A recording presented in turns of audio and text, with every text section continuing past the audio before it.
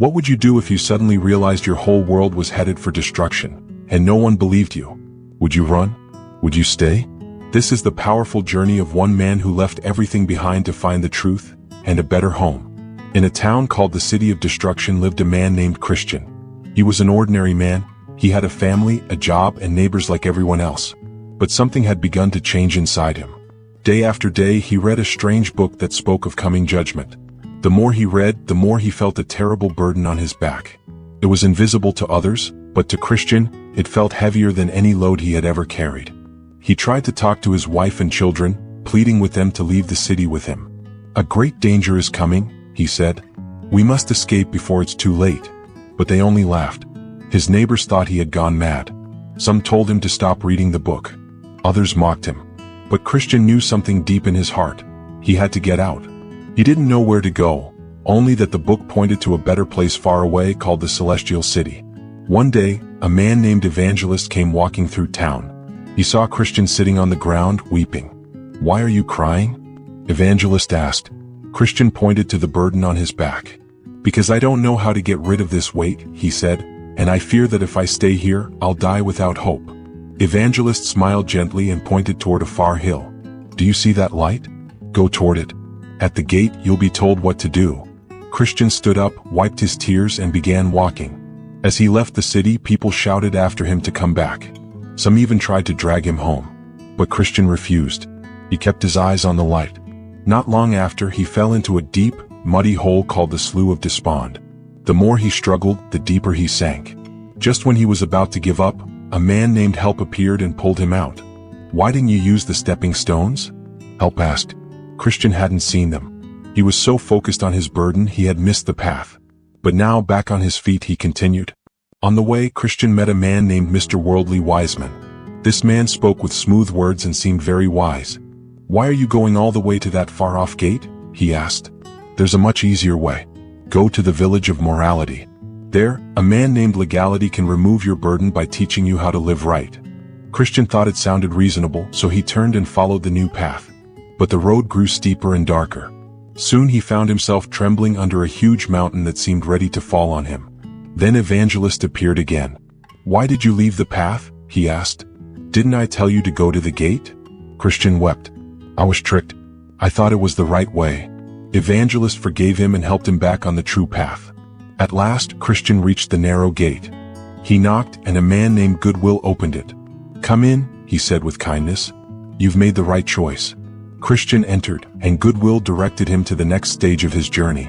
Soon, Christian came to a hill with a cross at the top. As he stood looking at it, the burden on his back suddenly loosened. It rolled off, tumbled down the hill, and disappeared forever. Christian fell to his knees, overwhelmed with joy and peace. He had never felt so free. As he continued, he stopped at a house called Beautiful.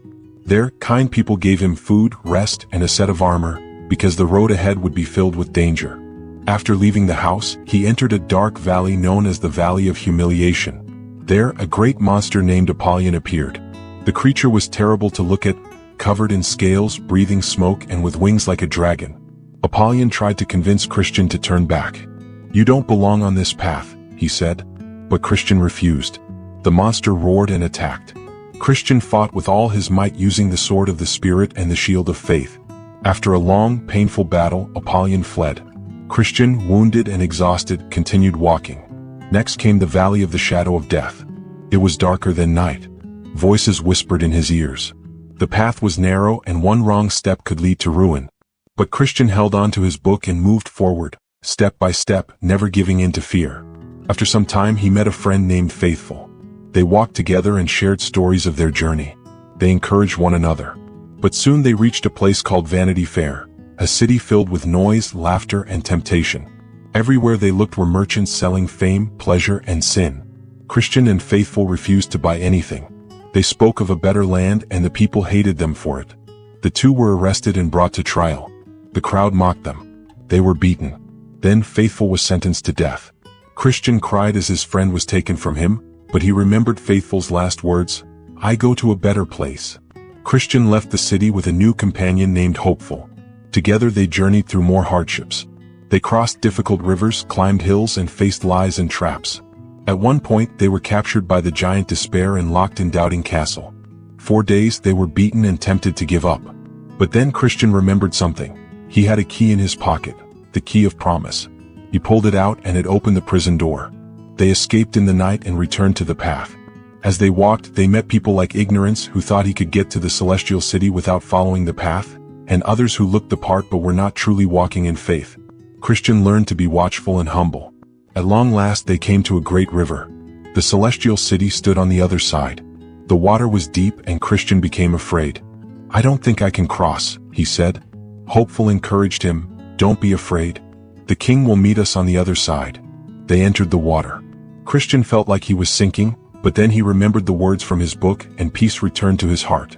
The moment they stepped onto the far shore, 2 shining beings in white robes met them.